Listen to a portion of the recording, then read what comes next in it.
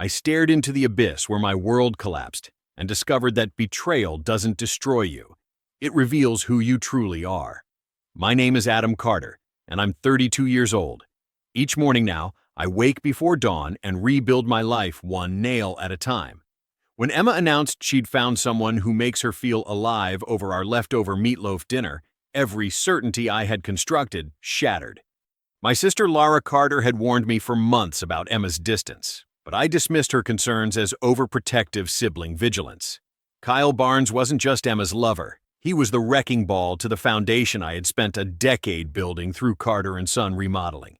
Betrayal burns coldest when it's calculated, but I refused to become another man's collateral damage in my own home. Attorney Priya Patel told me something I'll never forget. Truth leaves evidence. Lies leave chaos. Before I go any further, let me know in the comments where in the world you are watching from, and make sure to subscribe because tomorrow I will share a story you don't want to miss. But let me start from the beginning. I looked up from the spreadsheet as Emma scraped her plate across from me. The kitchen clock read 7:55. Meatloaf, again. Not because we couldn't afford better, but because I'd stretched Sunday's dinner into Tuesday's leftovers while managing this month's bills. The overhead light buzzed with that constant faint electrical hum that I kept meaning to fix, but never found time for between jobs.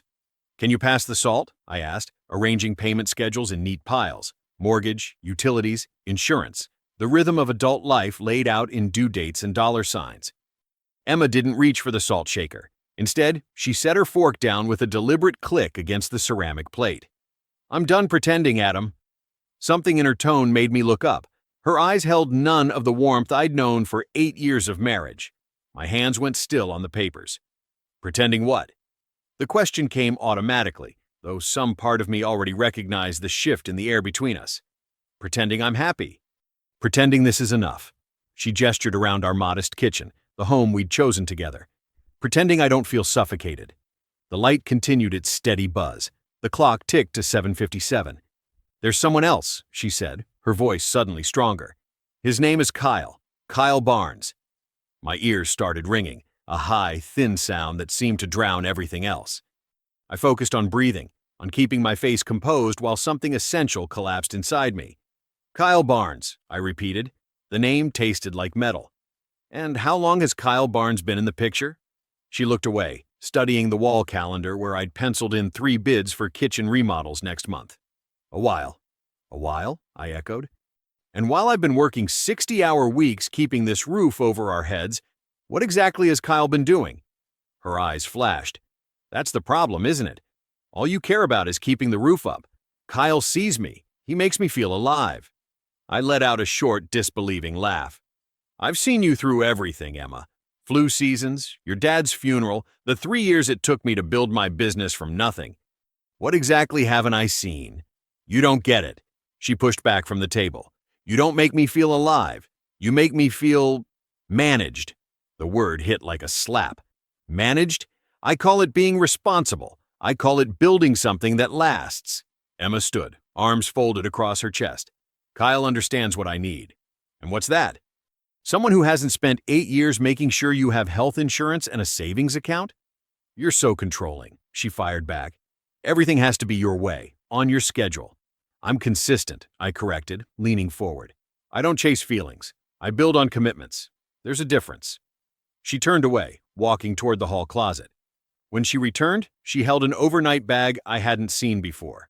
The sight of it, already packed, already decided, knocked the wind from my lungs more effectively than any punch. "How long have you had that ready?" My voice sounded strange to my own ears, too calm for the storm inside me. She didn't answer. Didn't need to. I stood up slowly, pushing back from the table with deliberate control. "Let me be clear about something. If you walk out that door to be with him, I will not fund this little romance with my paychecks. I won't be your safety net while you figure out if Kyle is worth blowing up our marriage for. It's not about money," she said, but her eyes flickered to the bills on the table. "Isn't it?" I walked to the front door and opened it wide. The cool night air rushed in. "If you walk out for him, you don't walk back for me. There's no pause button on marriage vows, Emma." She hesitated, clutching the bag to her chest. For a moment, I thought she might put it down, might choose the life we'd built together. Instead, she straightened her shoulders and walked past me into the darkness. "You'll regret this," she said softly as she passed. "Not as much as you will," I answered. I watched her car pull away at 9:47, red brake lights fading into the night like dying embers. When they disappeared around the corner, I closed and locked the door.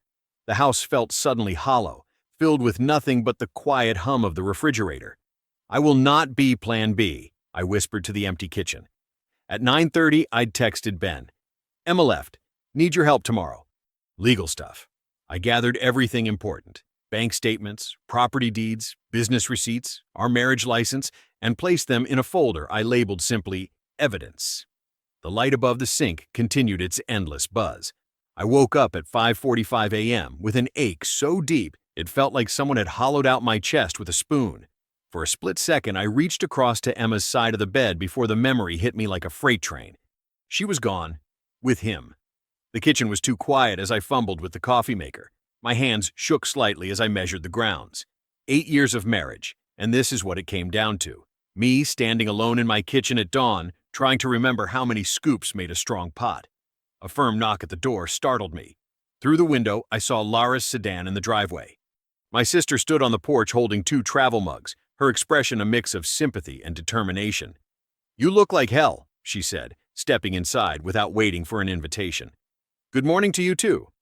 I attempted a smile but couldn't quite manage it. "Ben called me last night," she explained, setting the mugs on the counter. "I brought reinforcements." She held up one of the travel cups. "Triple shot. You'll need it." The coffee maker beeped, and I poured myself a cup, leaving Lara's offering untouched. It felt important somehow to make my own coffee in my own house, to prove I could still function. "We need to move fast," Lara said, following me to the dining table where I'd spread out yesterday's stack of documents. "Financial triage comes first." "I know," I said, sitting down heavily. "I'm just trying to—" "Process?" "You can process later." She pulled a highlighter from her purse and uncapped it with her teeth. "Right now, we protect what's yours." I nodded, grateful for her clarity when my own thoughts felt like they were swimming through mud. "First," she said, "separate direct deposits. Then secure titles to anything solely in your name. Freeze joint credit cards before she can max them out."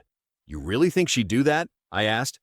Lara fixed me with a look that reminded me of our mother. "You really think she wouldn't?" "She left with a packed bag, Adam." This wasn't a spur-of-the-moment decision. That stung because it was true. While I'd been planning our future, Emma had been planning her exit. Lara systematically highlighted lines on our bank statements, mortgage documents, and business paperwork. "You're lucky most of Carter & Son is just in your name," she said. "But these joint accounts?" She drew a thick yellow line across a savings statement. "This needs to be dealt with today." At 8:15 a.m., I called First River Bank. The customer service representative sounded bored until I mentioned separation and potential divorce. Suddenly, her voice sharpened with professional concern. "I can help you redirect your payroll deposits to an individual account, Mr. Carter," she said. "However, I should advise you that any attempts to hide assets—" "I'm not hiding anything," I interrupted. "I'm protecting my business income. Everything will be documented and above board." By the time I hung up, I'd opened a new personal account and arranged for Carter & Son's payroll, my payroll, to deposit there instead of our joint account.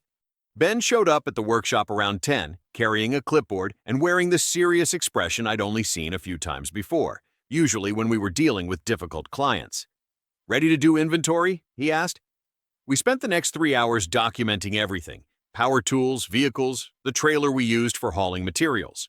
Ben photographed serial numbers while I created a spreadsheet. "Most of this predates your marriage," Ben noted as we cataloged a table saw. "That matters, legally speaking." "How do you know that?" He shrugged. "My cousin went through a nasty divorce last year. I picked up a few things." At 1:06 p.m., my phone buzzed. "Emma, we need to talk about money. I want half of everything. Kyle says I'm entitled to it, and he'll help with lawyers if necessary." My hands tightened around the phone. Kyle would help with lawyers. Of course he would. "Don't answer that," Ben warned, glancing over my shoulder. "I have to say something." I typed quickly before I could overthink it. "I'll only discuss this through legal counsel." "Good man," Ben nodded. "Short and to the point." Lara returned in the afternoon with sandwiches and a referral to a divorce attorney named Priya Patel. "She's tough but fair," Laura explained. "She'll make sure Emma doesn't take you for a ride." We worked until evening, sorting documents into neat piles: assets acquired before marriage, joint purchases, business equipment, house paperwork. Each stack went into labeled folders, and the folders into a banker's box I found in the garage. At 7:10 p.m., I locked up the shop while Ben waited in his truck. The day had faded into dusk, soft purple light settling over the neighborhood. I placed the banker's box, now labeled Week 1 Separation in Laura's neat handwriting, into my truck bed and covered it with a tarp. Standing there in the gathering darkness, I felt something unexpected alongside the pain, a grim determination. Emma might have blown up our marriage, but I wouldn't let her destroy everything else I'd built. The conference room at Patel & Associates had that subtle power smell, leather chairs and lemon polish.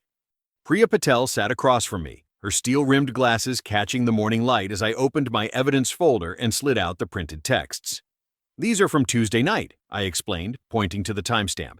"And these are from yesterday afternoon." Priya examined each screenshot without expression, occasionally making notes in a leather-bound portfolio. Her silence made me nervous, but I'd learned enough from construction to recognize someone taking proper measurements before cutting.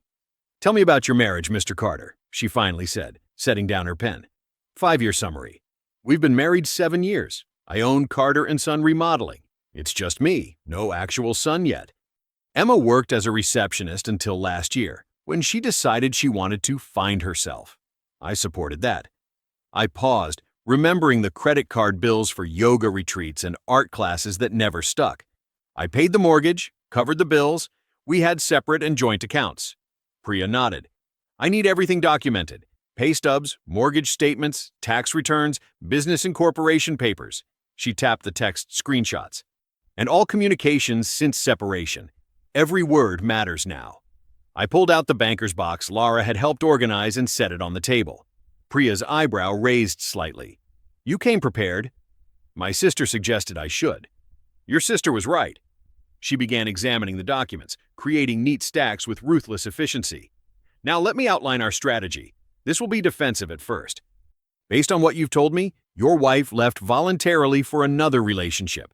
Oregon is a no-fault state, so infidelity won't impact division of assets directly, but it does impact credibility if she tries to claim abandonment." My stomach tightened at that word. Abandonment? I didn't leave. She did. "That doesn't always stop people from trying to rewrite history," Priya said. "The court will likely issue temporary orders regarding the home, finances, and potentially support while the divorce proceeds. The criteria for spousal support include length of marriage, earning capacity of each party, and contributions, financial and non-financial, to the marriage." She explained more legal details, using terms like equitable distribution and marital estate that made my life with Emma sound like a business arrangement gone south. In a way, I guess it was. "What about my business?" I asked. "I started it before we married. Premarital assets often remain separate property, but any growth during the marriage could be considered marital property. We'll need to establish clear documentation chains." She made another note. "Did your wife ever work in the business?" "No, never." "Good. That simplifies things." We continued for another hour, with Priya taking comprehensive notes and occasionally nodding approvingly at the organization of my records. I felt a strange calm settling over me, not happiness, but the relief of having a clear path forward. I was driving back to a client's job site when my phone buzzed at 3:15 p.m. A text from Priya. "Emma's attorney just served notice to freeze joint savings. Call me immediately." 10 minutes later, I was parked on a side street listening to Priya's controlled voice. "Her filing alleges emotional abandonment and that you restricted her access to funds," Priya said. "She's requesting temporary spousal support while living with—" She paused, checking her notes. "Kyle Barnes." The blood in my veins turned to ice. "That's completely backwards. I have timestamps of her walking out. Texts where she admits leaving for him." "Send everything to me now," Priya said. "We need to respond quickly." I drove straight back to her office, anger churning in my gut. The same conference room felt different now, like a war room. I signed retainer papers while Priya drafted a response. "We'll counter with evidence of her voluntary departure and request the court maintain the status quo regarding the homestead," she explained. "I've structured the response to isolate your business assets from consideration in temporary orders." She worked with mechanical precision, occasionally asking clarifying questions about dates or account details. With each document she drafted, I felt both relief and a deepening sadness. These legal papers were the formal obituary for my marriage. By late afternoon, we were walking into the courthouse to file our response. The marble hallway echoed with our footsteps as we approached the clerk's window. "Temporary hearing is set for 2 weeks from today," the clerk said, handing me a slip of paper with the date and time. May 15th, 10 a.m. We stepped outside at 5:20 p.m. The sky had darkened while we were inside, and the first drops of rain began to fall. I stared at the hearing date on the slip, feeling the weight of what was coming. "Act 1 just ended," I murmured as the rain picked up around us. I set 3 glasses of water on Laura's kitchen table and placed my phone face up between them, voice recorder app open and ready. The red record button stood out against the white screen like a warning light. "You sure about this?" Laura asked, leaning against her refrigerator with her arms crossed. "I'm done with the back and forth through attorneys. Face-to-face is faster." I adjusted the chair on my side of the table. "Besides, with you as a witness in this recording, there's no room for misunderstandings later." Laura nodded, her eyes drifting to the clock above the stove. 5:55 p.m. They're cutting it close. "Emma was always 15 minutes late to everything," I said. "Remember our wedding?" Pastor was sweating bullets. The memory should have made me smile, but instead it just hollowed out something in my chest. There was a time when her perpetual lateness had been endearing, a quirk I'd accepted because I loved her. Now it felt like another small betrayal, another sign she'd never respected my time. Headlights swept across Laura's kitchen window. My jaw tightened automatically. "They're here," Laura said, glancing out through the blinds. And yes, she brought him. I swallowed hard. I figured she would. The doorbell rang. Laura gave my shoulder a quick squeeze before walking to the front door. I heard muted voices, and then Emma walked in, Kyle trailing just behind her with his hand possessively at the small of her back. She looked good, hair freshly styled, wearing a blouse I didn't recognize, new clothes. Kyle's smirk made my fingers curl against my palm, but I kept my face neutral as they took the seats across from me. "Adam," Emma said, with a nod that was almost formal. "Emma." I tapped the phone screen. "I'm recording this conversation as we discussed in our texts. We're here to talk about interim arrangements until the hearing." Kyle shifted in his chair. "You know, most guys would just—" "I'm not talking to you," I said, cutting him off without looking his way. "This is between me and my wife." "Soon-to-be ex-wife," Emma corrected quickly, her eyes darting to Kyle. I nodded at my phone.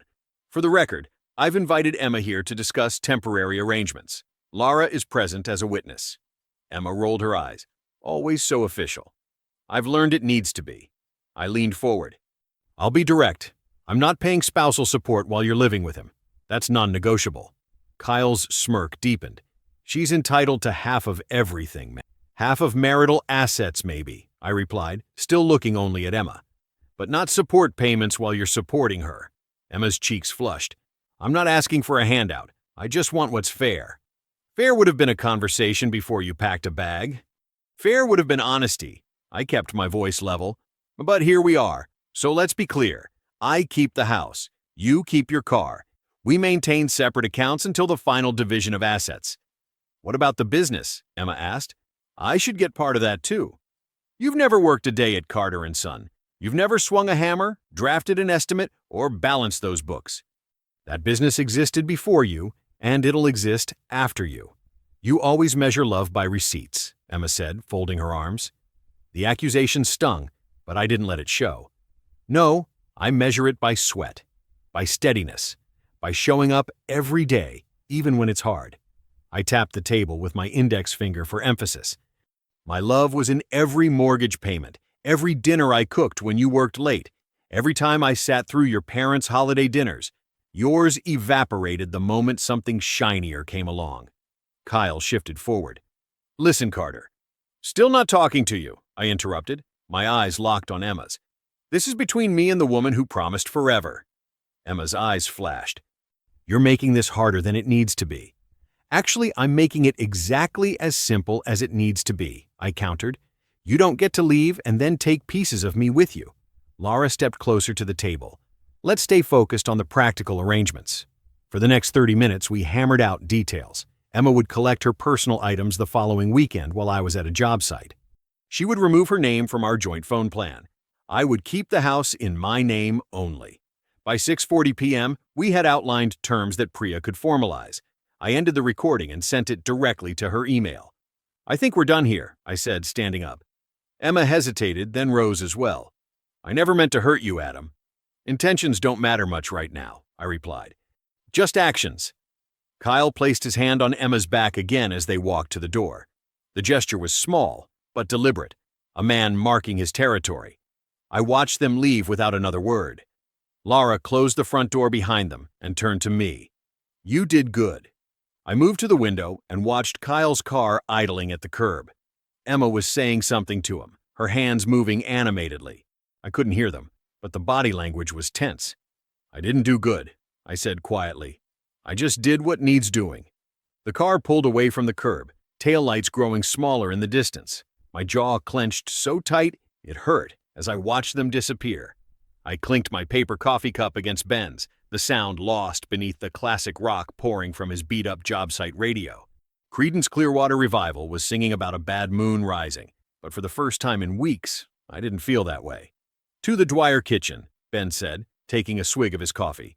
42 grand of beautiful bill-paying work. "And actual clients who don't haggle over every nail," I added, letting a genuine smile stretch across my face.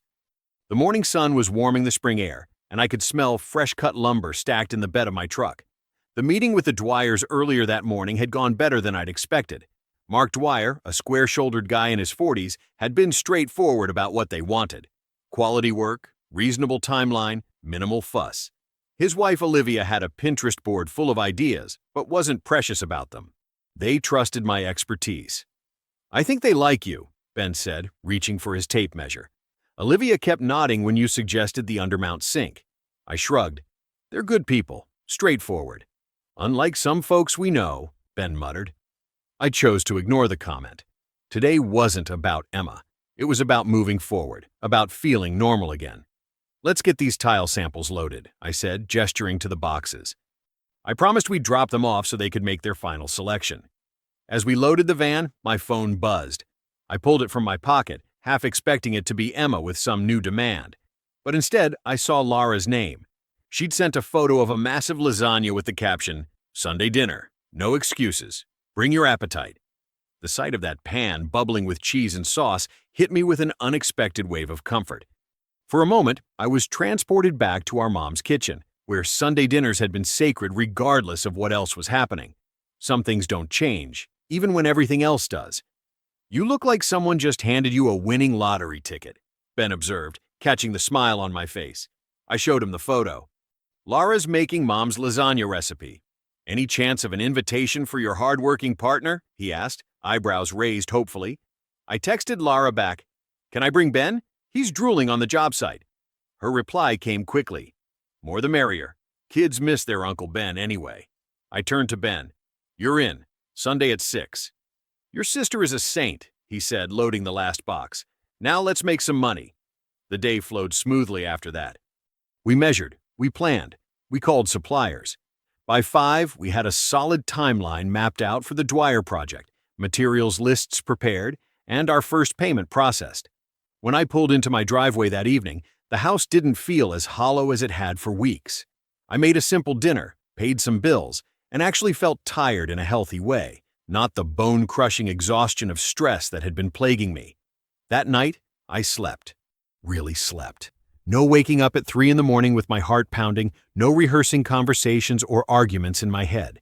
Just darkness and rest. The alarm went off at 6 the next morning, and for the first time in weeks, I felt refreshed. I found myself pulling on running shoes and heading out to the river path where mist still hung over the water. My legs protested at first. It had been too long, but soon found their rhythm. The sun was just starting to push above the horizon, painting the clouds in pink and gold. I remembered how Emma used to tease me about being a morning person. "It's unnatural," she'd say, pulling the covers over her head while I dressed for an early job. The memory didn't sting as badly as it might have a week ago. Back home, showered and changed, I felt something I hadn't in a while. Hopeful. Not about Emma, not about salvaging something broken, but about building something new from the foundation up. just like I did with houses. The day passed in a blur of productivity. Another meeting with suppliers, a walkthrough with the Dwyers, planning the workflow with Ben. It felt good to be focused on creation rather than destruction. That night, as I was getting ready for bed, my phone pinged. 11:52 p.m. Emma. We should talk. Without the lawyers. I stared at the message for a long time. A week ago, it might have sent me into a spiral of analysis, wondering what she wanted, if she'd changed her mind, if Kyle was out of the picture. Tonight, I just felt tired. Not angry, not hurt, just clear-eyed. No response felt necessary. Whatever Emma wanted to talk about could wait for daylight, for lawyers, for proper channels. I placed my phone face down on the nightstand at 11:59 p.m. and settled under the covers. I breathed evenly, in and out, until my calendar alarm chirped at 6 a.m., reminding me about court in 2 days. Time to face another day. I stood on the courthouse steps with a folder clutched against my chest, exhaling steam into the morning cold. My breath hung in the air like the threat now hanging over my head. A uniformed process server had knocked on my door at 8:10 that morning, his expression blank as he handed me the papers. Emergency protective order hearing, Monday at 9 a.m. You've been served. The cold seeped through my jacket as I fumbled with the folder and read the allegations. I had supposedly called Emma at 2:17 p.m. on Tuesday and threatened her. Said I'd make her regret ever meeting Kyle and that I'd take everything from her one way or another. My stomach dropped to my feet. I'd never made that call. I'd been at the Dwyer's house at 2:17 on Tuesday, measuring cabinets and finalizing details for their kitchen remodel. I felt like I was falling down an elevator shaft, watching the floors blur past. This wasn't just about money anymore. This was my reputation, my business license, my freedom to move around in my own town. If the judge granted this order, I'd be barred from my own house, the one I was still making payments on, and any violation could land me in jail. With numb fingers, I pulled out my phone and called Priya Patel. They're saying I threatened her, I said, my voice sounding distant to my own ears. On Tuesday afternoon. I never called her Priya. I was working. Slow down, Adam, she said, her voice steady. Where are you now? Outside the courthouse. Just got served. Stay there. I'll be there in 15 minutes. True to her word, Priya's sedan pulled up 14 minutes later. She climbed out with her briefcase, her face set in determined lines. Let me see the paperwork, she said, leading me to a bench. As she read, her frown deepened. This is serious, but it's also suspicious.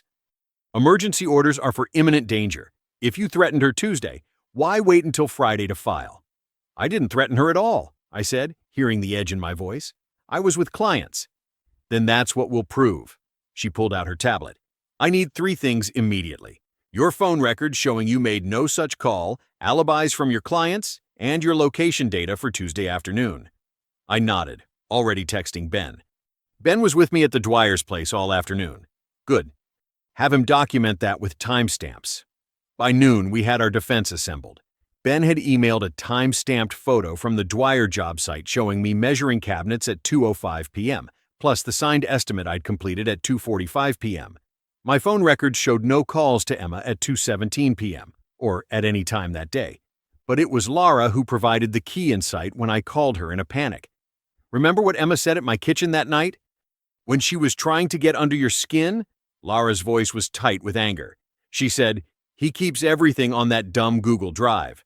What if she was planning this even then? I relayed this to Priya, who immediately filed for a subpoena of Emma's device logs and location data. If Emma had falsified the threat, her digital footprint would tell the tale. The weekend crawled by. I barely slept. Every time I closed my eyes, I imagined the judge's gavel coming down, declaring me dangerous. I pictured the look on my clients' faces when they heard, the officers showing up to escort me from my home. Monday morning arrived with a thin layer of frost on my windshield. I scraped it mechanically, my mind elsewhere. The courthouse loomed like a mausoleum as I climbed the steps to meet Priya at 8:30. We're ready, she said simply, handing me a coffee. Courtroom 3 was quiet except for the rustle of papers and the occasional cough. Emma sat with her attorney, a thin man with wire-rimmed glasses. She didn't look at me. When the bailiff called, "All rise," I stood on legs that felt like they might give out. Judge McIntyre entered, her silver hair pulled back severely. She surveyed the room with sharp eyes before taking her seat. Emma's attorney presented first, painting me as a controlling, vengeful ex who couldn't accept rejection. He played a recording of the alleged threatening call, a voice that sounded like mine, but with the flat quality of something digitally manipulated. When Priya's turn came, she was surgical. She presented my phone records showing no such call. She showed photos of me at the Dwyers at the exact time of the alleged threat.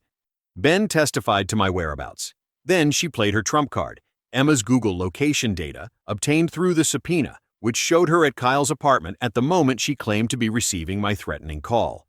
Your Honor, Priya concluded, this is not about protection. This is about punishment and leverage in a divorce proceeding. Judge McIntyre removed her glasses and rubbed the bridge of her nose.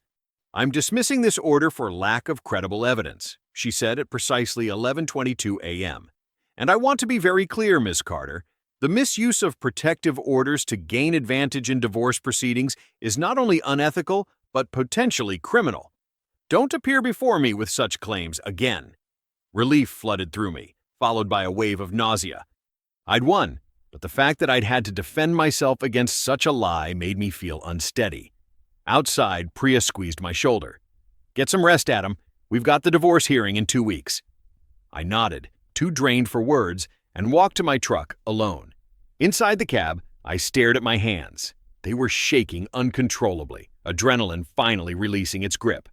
I watched them tremor for a full minute before I gripped the steering wheel with iron resolve. This wasn't just about getting through a divorce anymore. This was about standing my ground against someone who would try to destroy me to get what she wanted. 2 days after the hearing, I sat in Priya's office with a stack of papers in front of me. The morning light slanted through her blinds, casting stripes across the mahogany desk. She'd laid everything out methodically, post-it flags marked where I needed to sign. This initiates the final phase, Priya explained, tapping a blue folder. We're filing for the dissolution with our proposed settlement terms. Clean division, you keep the house, the business, and your premarital retirement accounts. Emma gets her car and personal effects. I nodded, reaching for the pen. My hand was steady now. The shakiness from the courthouse steps had hardened into something else. Determination. No spousal support? I confirmed. The language is explicit, Priya said, flipping to page 4. Given the brief duration of the marriage, her voluntary departure, current cohabitation with another individual, and the false filing against you, we have strong grounds to deny spousal support. I thought back to our kitchen table that night, Emma's cold voice saying she deserved more. I thought about the protective order that could have cost me my reputation, my business license, maybe even my freedom. Will a judge approve this? I asked. Most likely. We've documented everything meticulously. Her own actions have undermined any sympathy factor. Priya adjusted her glasses. I've scheduled the signing window for 30 days from now. She and her counsel will have time to review and respond. I signed each place marked, the pen scratching across paper like I was writing my own Declaration of Independence. What if she contests? I asked. She can, Priya said. But given the evidence we've collected, including the dismissed protective order, her position is weak. The court looks unfavorably on parties who've attempted to misuse the system. I finished the last signature and handed the stack back to Priya. She tapped the papers into alignment and slid them into a folder. Now we wait, she said. And you focus on rebuilding. I nodded. I already am. That's exactly what I did. I built structure back into my life, brick by brick, hour by hour. Mornings started with a 6 a.m. jog along the river path. The same route Emma and I used to walk on Sundays, now reclaimed as mine alone. The rhythmic pounding of my feet on pavement cleared my head, burned off the anger that sometimes woke me at night. Remember how the air used to smell along that stretch of river? Pine trees, and that earthy scent after a light rain. I'd forgotten how much I loved that until I started running there again, watching the mist rise off the water in the early light. By 8 a.m., I was at the shop for crew briefings. Ben had stepped up in ways I never expected, handling client calls when I was buried in legal meetings, covering job sites when I couldn't focus. Now he stood beside me each morning, coffee in hand, as we mapped out the day's work. Dwyer Kitchen's coming along, he reported one morning. Cabinets arrived Thursday. We're ahead of schedule. Good, I said. What about the Morrison bathroom remodel? Demolition starts Monday. And, he hesitated, a half smile forming. I think we should hire a couple more guys. I raised an eyebrow. More work coming in? 3 calls yesterday. 2 kitchen estimates, 1 finished basement. Words getting around about the Dwyer job. He pulled a folded paper from his pocket. I drafted this. Thought maybe we could post it. It was a simple notice. Now hiring. Apprentices. Experience preferred. Work ethic required. You sure we're ready for this? I asked. Ben shrugged. Business has to grow or die, right? And hell, Adam, you need something to focus on besides... He trailed off, but I knew what he meant. Besides the divorce. Besides Emma. I studied the notice, then nodded. Posted on the corkboard. Let's see who comes through the door. The days filled with the familiar rhythm of work. Measuring, cutting, installing. The physical labor grounded me. Each evening at 6:30, I performed a tool check, wiping down equipment, returning everything to its proper place. Order where I could control it. By week 3, Ben had hired 2 apprentices. Miguel, a former framing carpenter looking to learn finer finish work, and Ethan, fresh out of trade school with eager hands and sharp eyes. The shop felt alive in a way it hadn't before. "You're rebuilding," Lara observed when she stopped by the shop one evening with a container of chicken soup. "Not just the business." "One day at a time," I replied, accepting the soup with a grateful nod. That night, I locked up the shop just as dusk was falling. I stood for a moment, keys in hand, listening to the metallic click of the deadbolt, the sound of security, the sound of something that was still mine. A light rain began to fall, pattering on the metal roof. Headlights swept across the parking lot as Ben pulled away with a honk. I walked to my truck, rain dampening my hair, and slid behind the wheel. Sitting there in the growing darkness, I wondered if Emma would accept the terms quietly or if she had one more fight left in her. The raindrops tapped against the windshield like a clock counting down the days until I'd know for sure. The heavy drone of rain against the roof had lulled me into a comfortable Sunday evening stupor. I'd spent the afternoon replacing the bathroom faucet, something I'd been meaning to do for months, and was sprawled on the couch with a beer and the game on low volume. Just as I was considering turning in early, the doorbell rang. 9:18 p.m. Who the hell would be visiting this late on a Sunday? I set my beer down and walked to the door, flicking on the porch light before peering through the peephole. My stomach dropped. Emma. For a second, I considered not answering. We had nothing left to say to each other, but something about the way she stood there, shoulders hunched, arms wrapped around herself against the rain, made me open the door. Just halfway, though. I kept one hand on the chain lock. The yellow porch light cast harsh shadows across her face, and that's when I saw it. The dark purple bruise blooming around her left eye. Her hair was wet, plastered to her head, and her hands trembled as she pushed it back from her face. "Adam," she said, and her voice cracked. "Can I come in? Please?" I didn't move, just studied that bruise, feeling something cold and hard form in my chest. "What happened?" I asked, even though I knew. Of course I knew. "Kyle," she whispered. We had a fight. He lost control." Her eyes welled up. "You were right about him." "About everything." I let out a slow breath through my nose. "Wait here," I said, and shut the door. I went to the freezer and grabbed an ice pack, one of those blue gel ones I kept for when I banged my knuckles on job sites. When I returned, I reopened the door but kept it half closed, the chain still in place. I handed her the ice pack through the gap. "Hold this against it. 20 minutes on, 20 off." She took it, pressing it gingerly to her face. "Adam, I know I don't deserve it, but I need to come home. I made a terrible mistake. I see that now." The rain beat down harder. I could hear it drumming on the roof of the porch where she stood. "No, Emma." My voice came out calmer than I expected. "You don't get to call this home anymore." "Please." She stepped forward, her free hand reaching toward the door. "I have nowhere else to go. He threw me out. I've been driving around for hours." I remembered those nights after she first left, how I'd paced these same floors, unable to sleep, my mind racing through all the what-ifs and maybes, how I'd finally learned to fall asleep alone again, the peace I'd fought for. "I can give you Lara's number. She has a guest room. You can stay there tonight." I reached into my wallet and pulled out one of Priya's business cards. "And this? She handles restraining orders too. She'll know who to call." Emma lowered the ice pack, her face crumpling.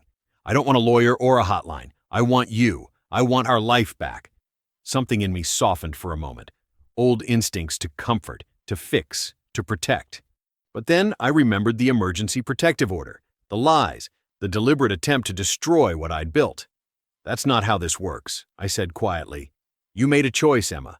You chose to walk out that door. You chose to try to take everything from me. You chose Kyle, and choices have consequences. I was confused, she pleaded. I wasn't thinking clearly. You were thinking clearly enough to pack a bag before telling me. Clear enough to hire a lawyer, clear enough to file false reports. She flinched at that. I'm sorry. I'll make it right. Just let me come in and we can talk about it, like we used to. I shook my head. No, that's not happening. I pulled out my phone and dialed Laura's number. When she answered, I kept my eyes on Emma. Laura, it's me. Emma's at my house. She needs a place to stay tonight. Yeah. No, she can't stay here. Thanks. I hung up and looked back at Emma, who was crying silently now, mascara running down her cheeks. Laura's on her way. She'll be here in about 15 minutes. So that's it? Emma's voice hardened slightly. After 7 years together, you're just going to leave me out in the rain? I'm not the one who left, Emma. You did that. And access to my life isn't something you get to reclaim when it's convenient. We stood in silence after that, the rain filling the space between us. I thought about all the dreams we'd had, the plans we'd made, how quickly it had all burned down. At 9:41 p.m., Laura's headlights swept across the yard. She pulled into the driveway and got out, umbrella in hand. She approached the porch and nodded at me before turning to Emma. Come on, she said, not unkindly. Let's get you settled. Emma looked at me one last time, a mix of hurt and anger in her eyes. This isn't over, Adam. Yes, I said firmly. It is. I watched as Laura led Emma to her car, the umbrella sheltering them both from the downpour. The headlights illuminated the sheets of rain as they backed out of the driveway.